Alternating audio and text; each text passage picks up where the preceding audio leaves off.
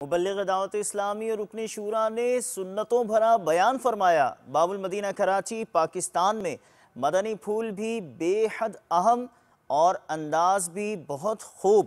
چلتے ہیں رکن شورا کی جانب۔ پیارے آقا علیہ السلام کے دربار کے کچھ شعراء بھی تھے، ماشاءاللہ نعت خواہ بیٹھے ہیں، نعت پڑھتے ہیں۔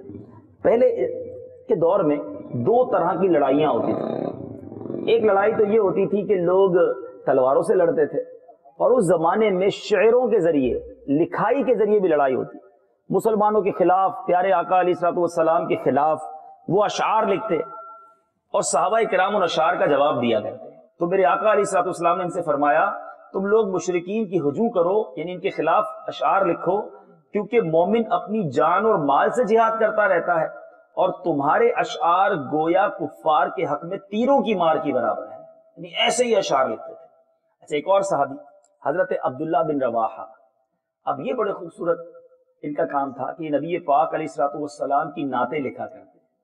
میرے آقا نے سید الشعراء کا لقب عطا فرمایا، اور یہ جنگ موتا میں شہادت سے سرفراز ہوئے۔ اور ایک تیسرا نام، ہم سب ان کا نام جانتے ہیں، حضرت حسان بن ثابت رضی اللہ تعالیٰ عنہ۔ یہ وہ مقدس صحابی ہیں کہ میرے آقا انہیں منبر اقدس پر بٹھا کر اپنی نعتیں سنا کرتے تھے۔ میرے آقا ان کے لیے منبر بچھاتے اور یہ پیارے آقا کی شان بیان کرتے۔ یہ تو صحابہ کا طریقہ، نعت پڑھنا، نعت سننا میرے آقا کا طریقہ۔